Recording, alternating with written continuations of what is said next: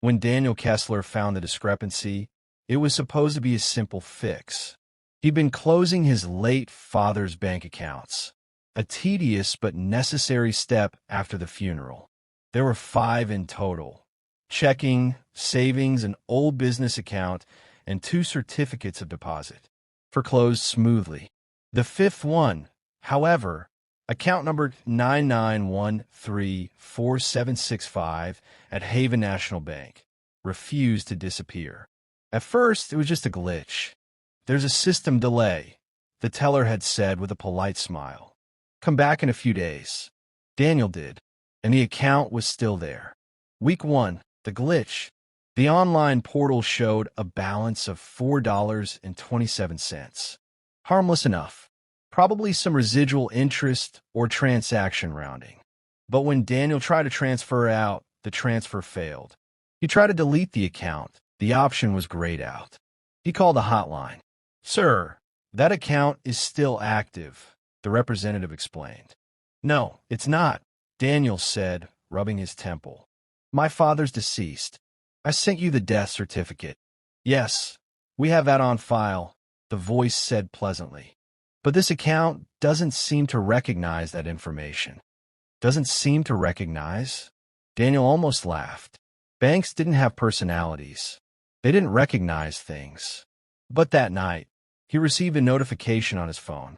Deposit of 12 cents posted to account number 99134765. Available balance, $4.39. He hadn't made any deposit, and no one else could. Week 2, the message. The next morning, he tried logging in again. His father's profile photo, a generic gray circle, had changed. It now showed an eye, a single grayscale eye looking directly into the camera. Daniel sat frozen at his kitchen table, his coffee going cold. He refreshed the page. The eye blinked. Panicking, he called Haven's support line again. After 20 minutes on hold, a man with a flat, emotionless tone picked up. "Haven National, this is Gerald. How can I assist you?" "There's something wrong with an old account," Daniel said. "It's changing." The picture changed. "It's showing an eye." There was silence on the other end. Then, "You're seeing the eye?" Daniel's mouth went dry. "What do you mean, the eye?" "Please hold." The line went dead. Not on hold, dead.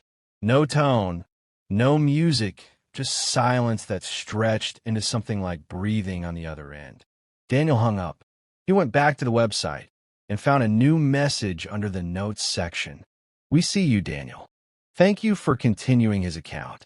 The balance now read $0. Week 3, the withdrawals. That weekend, $62 disappeared from Daniel's personal checking account. Then $310. Then $1,200. Each transaction was tagged the same way. Transfer to Haven account number 99134765. Daniel stormed into his local branch, shaking with fury. He slapped printouts on the counter and demanded to see a manager. The manager, a pale woman named Ms. Delaney, reviewed the statements with an unreadable face. "Sir," she said slowly, "that account isn't linked to your name. It is now. Look, it's taking money from me." "No, Mr. Kessler," she said, eyes flicking to her screen. "It's taking money for you." "What?" She turned the monitor so he could see. The old account, his father's, now displayed Daniel Kessler as the owner. And below that, a single line of text. "Status: active. Beneficiary confirmed." Then she whispered something under her breath, something Daniel couldn't quite catch. It sounded like it always picks one. Week 4, the calls. The calls began that night. They always came from Haven National's customer service number. Always at 3:11 a.m. The first time, he answered, his heart hammering. "Hello. Mr. Kessler," the voice said. "Your father wishes to make a withdrawal." "He's dead," Daniel shouted. "Stop calling me." "Death is not a closure," the voice replied calmly. "Accounts remain active until all debts are collected." Then came the sound of coins, faint metallic clinking, echoing through the speaker. A rhythm, like something being counted, one coin at a time. The line went dead. He changed his number the next day. They still called. Week 5, the audit. Daniel went to the bank one last time, determined to end this. He demanded every record, every log entry, every transaction tied to number 99134765. The clerk looked uneasy. "We're not supposed to share these," she murmured, but after Daniel pleaded, she printed them. The first page made no sense. Transactions going back decades, before his father's birth. Payments to unknown entities. Withdrawals that ended in decimals impossible for any normal currency. But what froze Daniel's blood was the name under originating account holder on the earliest entries. D. Kessler, established 1911.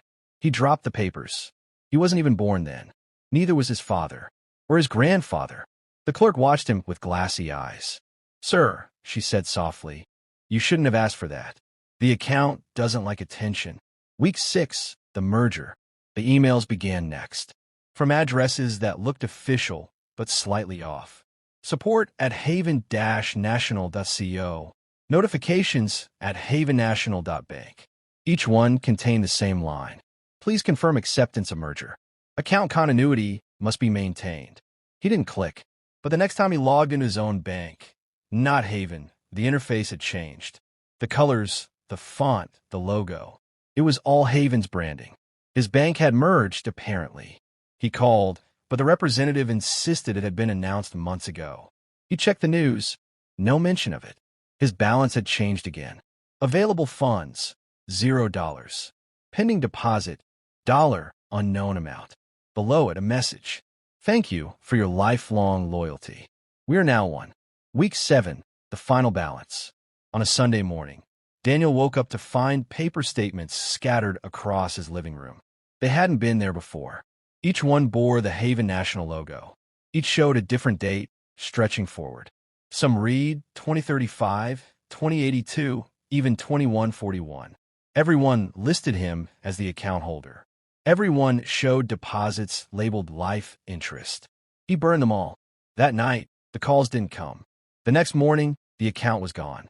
He allowed himself to believe, for the first time, that it was over. Until he checked his mail that evening. A thick envelope. No return address. Inside, a debit card. Embossed in gold letters, it read, "Haven National Legacy Services. Card holder, D. Kessler." And on the back, where the signature strip should have been, were 3 words burned into the plastic. "You are credit." Epilogue. 2 weeks later, Daniel's apartment was found empty. No sign of struggle. On the kitchen counter sat his wallet, phone, and the Haven National card. Investigators traced his accounts, every one closed. His digital footprint erased. But in 2025, a new customer profile quietly appeared in Haven National System. Account number 99134765, active. Owner, D. Kessler. Status, collecting. And on the server logs, which only one IT technician ever dared to check, there was a note, appended in a line of impossible code. Balance replenished. Awaiting next of kin.